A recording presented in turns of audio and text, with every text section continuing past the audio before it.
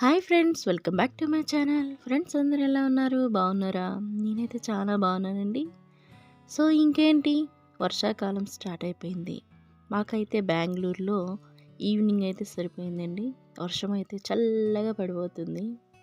ఇంకా స్కూల్ నుంచి వచ్చిన పిల్లలు, అలాగే ఆఫీస్ నుంచి వచ్చే వాళ్ళకి వేడివేడిగా ఏదో ఒకటి సాయంత్రం చేసి పెట్టాలి కదా. అందులో భాగంగా ఈరోజైతే నేను కార్న్తో ఇలా కట్లెట్లు అయితే చేసి పెట్టానండి.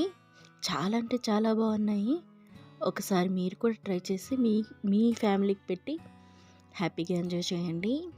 సో ఇలా స్వీట్ కార్న్ ఉంటే చాలండి, మనకి ఎక్కువ ఆలోచించాల్సిన అవసరం లేదు. వీటితోనైతే కట్లెట్లు చేసేయచ్చు, ఈజీగా తొందరగా అయిపోతాయి. ఇక్కడ వచ్చేసి నేను స్వీట్ కార్న్ అయితే యూజ్ చేశానండి. ఒకవేళ మనకి నార్మల్ కార్న్ ఉన్నను వాడుకోవచ్చు, ఏదైనా పర్వాలేదు. ఇక్కడ నేను 2 కార్న్లు అయితే తీసుకొని ఇలా గింజలు అనేటివి సపరేట్ చేసి పెట్టేసుకున్నాను. ఇలా 2 మీడియం సైజ్ ఆనియన్ని చాప్ చేసి పెట్టేసుకున్నాను. అలాగే పుదీనా, కొత్తిమీర కూడాను కట్ చేసి పెట్టేసుకున్నాను. ఒక మిక్సీ జార్ తీసుకొని ఈ స్వీట్ కార్న్ని మిక్సీ జార్లో వేసుకోవాలండి. అలాగే 4 పచ్చిమిర్చి ఇలా కట్ చేసి వేసేసుకున్నాను. ఇలా మిక్సీ పట్టేసుకుంటే పచ్చిమిర్చి మనకి అంటే పిల్లలు తినేటప్పుడు ఇబ్బందిగా ఉండదు కదా, దానికోసమే.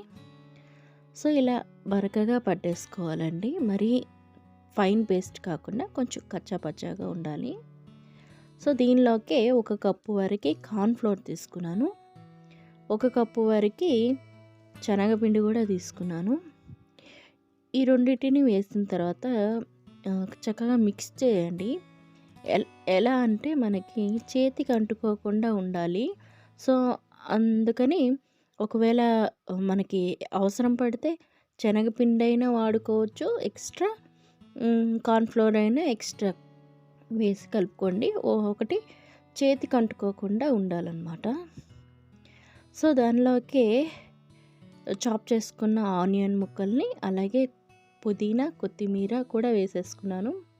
ఇందులోకి ఆల్రెడీ నేను పచ్చిమిర్చి వేసాను కాబట్టి కారం కొంచెం చూసుకొని వేసుకోండి. కొంచెం స్పైస్ ఉంటే బాగుంటుంది, ఎందుకంటే స్వీట్ కార్న్ కాబట్టి తీయగా ఉంటుంది కదా, అందుకని కొంచెం కారం కోసం కొంచెం కారం యాడ్ చేసుకున్నాను. అలాగే ఉప్పు, పసుపు, గరం మసాలా, చివరిగా చాట్ మసాలా కూడా యాడ్ చేశానండి. బాగుంటుంది అన్నమాట మనకి ఆ టేస్ట్ అనేది. సో ఇవన్నీ వేసిన తర్వాత చక్కగా కలిపేసుకొని పెట్టేసుకోండి. జస్ట్ ఫ్యూ మినిట్స్లోనే మనకి అయిపోతుందండి. ఒకటి కార్న్ ఒలిచి పెట్టేసుకోవాలి అంతే. సో ఇప్పుడైతే నేను ఉప్పు టేస్ట్ చేసి, ఉప్పు సరిపోకపోతే వేసుకున్నాను. అయితే టేస్ట్ చేసుకొని వేసుకోండి. సో ఇలా కలిపేసుకున్న ముద్దని మనం టిక్కీలా చేసుకోవాలి, అంటే కట్లెట్లాగా. సో ఒక ప్యాన్ పెట్టేసుకొని కొంచెం 2 స్పూన్ల ఆయిల్ అయితే వేసేసుకొని చేతికి వాటర్ తడుపుకొని ఇలా కట్లెట్లాగా వేసేయండి. ఆయిల్లో ఫ్రై చేసేసుకోవాలన్నమాట. ఈ కట్లెట్లు మనం సాంబారు, పప్పు అలా చేసుకున్నాను, వాటితో పాటును నంచుకోవచ్చండి. కర్రీలా కూడా, అంటే సైడ్ డిష్గా కూడాను యూస్ చేసుకోవచ్చు.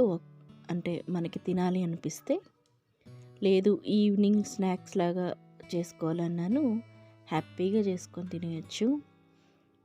మ్యాక్సిమం ఒక 10 మినిట్స్లో అయిపోతుందండి. ఈ స్నాక్ అయితే చాలా ఈజీగా తొందరగా అయిపోతుంది. సో ఇలా 2 పక్కల గోల్డెన్ బ్రౌన్ వచ్చేలాగా ఫ్రై చేసేసుకొని టిష్యూ వేసుకున్న పేపర్ మీద ఈ కట్లెట్లని వేసినట్లయితే ఎక్స్ట్రా ఆయిల్ ఉన్నాను ఈ టిష్యూలకి ఇదైపోతుంది, అంటే అంటుతుంది. సో వేడి వేడిగా టీ టైం, అలాగే ఈవినింగ్ స్నాక్ రెడీ అయిపోయాయండి. సో మంచిగా సాస్తోన కానీ, అలాగే లేదా గ్రీన్ చట్నీతో కానీ ఎంజాయ్ చేయొచ్చు. ఈ రెసిపీ తప్పకుండా మీరు కూడా ట్రై చేసి ఎలా ఉందని నాకు ఖచ్చితంగా కామెంట్ చేయండి. అలాగే ఈ వీడియో కనుక నచ్చినట్లయితే లైక్ చేయండి, షేర్ చేయండి మీ ఫ్రెండ్స్ అండ్ ఫ్యామిలీతో. అలాగే నా ఛానల్ అయితే తప్పకుండా సబ్స్క్రైబ్ చేసుకోండి.